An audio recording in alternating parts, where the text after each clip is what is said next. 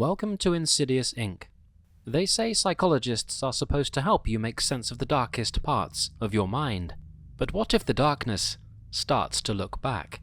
What if the ones asking the questions become haunted by the answers?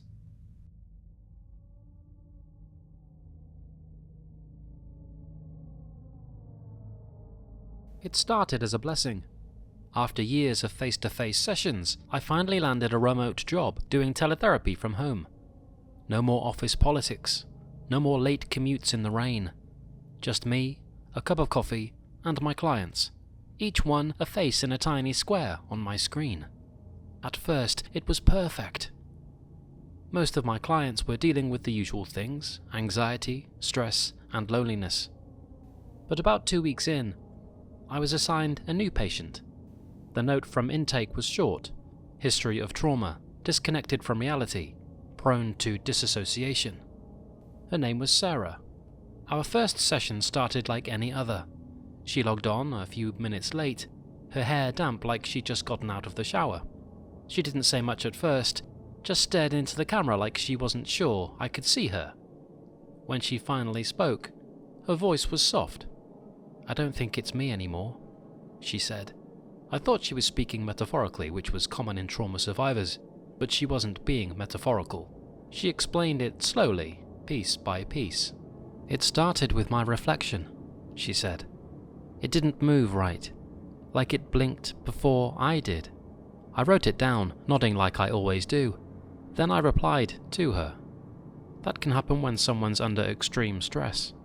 Sarah shook her head. "It smiled at me when I was crying. I didn't smile. It did." Her eyes started to water. "The thing in the mirror isn't me." I asked the usual questions: delusions, substance use, sleep habits. She denied everything. I gently tried to ground her in reality, but nothing worked. When the session ended, I marked it down as an escalating psychotic break and flagged it for supervision. But the next session? That's when things really went sideways. She joined the call in the middle of the night. I hadn't scheduled anything. My laptop pinged with an incoming video session around 2:13 a.m. I shouldn't have answered, but I was half asleep, and clicked it before I could think. The screen flickered on. Sarah was there, but something was off. Her room was dark, just one light flickering behind her. The image was grainy, like an old VHS tape. Her face hovered in the shadow, eyes wide and unmoving. Then she spoke, except her mouth didn't move. "Can you see me now?" the voice whispered. Not her voice, but something deeper, glitching like static dragging across gravel.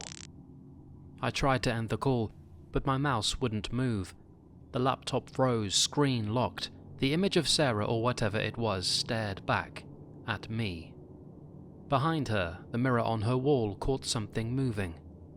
I leaned closer. There was something standing in the reflection, almost like a stretched version of her, but too thin and grinning way too wide. It pressed its face against the mirror from the inside, fogging up the glass. I reached for the power button on my laptop, but nothing happened. Then she blinked, and in the same instant, so did the thing behind her, perfectly synchronized. I yanked the power cord from the wall. The screen went black. I didn't sleep that night. I just sat there in the glow of my desk lamp, staring at my own reflection in the black mirror of the laptop screen, wondering if I'd seen something that wasn't meant to be seen, wondering if maybe Sarah was right. The next morning I called the clinic, asked to have her reassigned. I didn't explain why, I just said it wasn't working out. They told me she never existed in the system. No record, no intake, no file. No Sarah. My account showed no late-night call. No session at all. I thought I was losing my mind until I got the email. It was from an unknown address, no subject line, just one sentence in the body. "You saw me." There was a photo attached. It was a screenshot from our session, of me frozen on camera and my eyes wide in fear, and standing behind me, just barely visible in the shadows of my own room, was a figure, grinning. That was the last straw. I sent in my resignation that night. I haven't done therapy since, not online, not in person. I even got rid of every mirror in my house, covered my laptop screen with a post-it note when I'm not using it.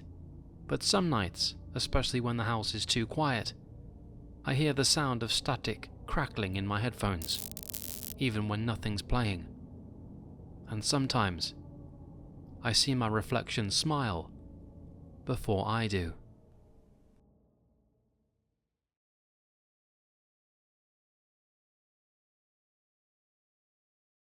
As a psychiatrist who is no stranger to hearing disturbing things, after years of listening to patients recount their darkest fears and traumas, I thought nothing could shake me anymore.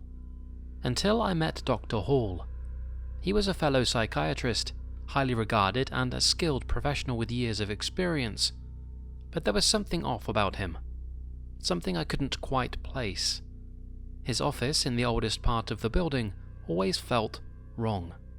The air was stale. The lights flickered more than they should, and the floor always seemed dirty, no matter how many times it was cleaned. It wasn't just his office.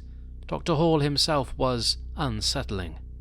His patients complained of strange things, extreme anxiety, vivid hallucinations, and hearing voices that weren't there.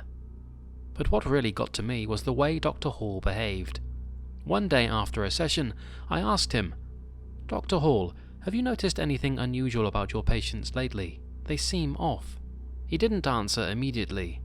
His eyes darkened, and then in a quiet voice he replied, "I don't hear the whispers anymore." "Whispers?" I asked, confused. "They used to call my name. Sometimes they'd tell me things about my patients, things they hadn't said aloud." He paused, shivering. "Sometimes I'd see them in the corners of the room. I don't hear them anymore, but..." I tried to brush it off, thinking he was just being paranoid, but something in his voice made me uneasy. It was like he was talking about something beyond the ordinary, something darker. Then one night, I experienced it for myself. I was in the office late, alone, finishing up some paperwork, when I began hearing faint whispers. They grew louder, clearer, like they were coming from behind the walls. I looked up, but no one was there. My pulse quickened as I stood up, feeling the sudden coldness of the room creep up my spine. I turned to leave, but as I walked toward the door, I heard a voice. It was soft, raspy, and unmistakable. "Help me." The words were faint, but distinct. I looked around, expecting to see someone, but the room was empty. The whispers started again, like a chorus of low voices filling the air. Suddenly I saw Dr. Hall standing at the end of the hallway. His back was to me, head tilted oddly, like he was listening to something I couldn't hear. I called out to him, but he didn't respond. As I approached, he turned around, but it wasn't him. His face was twisted, eyes wide, mouth hanging open in a silent scream. The shadows behind him shifted as if they were alive. They moved in unnatural ways, stretching across the walls like dark tendrils, pulling the light from the room. Then just as quickly he snapped back to his normal self, smiling. His eyes, however, were different now. They seemed distant. "Are you okay?" he asked, like nothing had happened, as if the moment of horror we shared had never existed. I couldn't shake the feeling that something was terribly wrong. My stomach twisted with unease, and I could feel my heart pounding in my chest. That night, I resigned. But the whispers didn't stop. They followed me home, lingering in the air, echoing from the corners of my apartment, and sometimes when I closed my eyes, I'd hear Dr. Hall's voice whispering softly, "I see you." I left the building for good, thinking that would be the end of it. But no matter how far I went, it felt like something was always following me. the whispers never stopped. They crept into my thoughts at night, even when I thought I was alone, and I don't think I'll ever escape it. Some minds are too broken to fix, while some doors, once opened, never close again. And some questions aren't meant to be answered. Thanks for watching Insidious Inc. If you felt that chill down your spine, hit like, subscribe, and let us know in the comments. What would you do if your therapist's session turned into something else?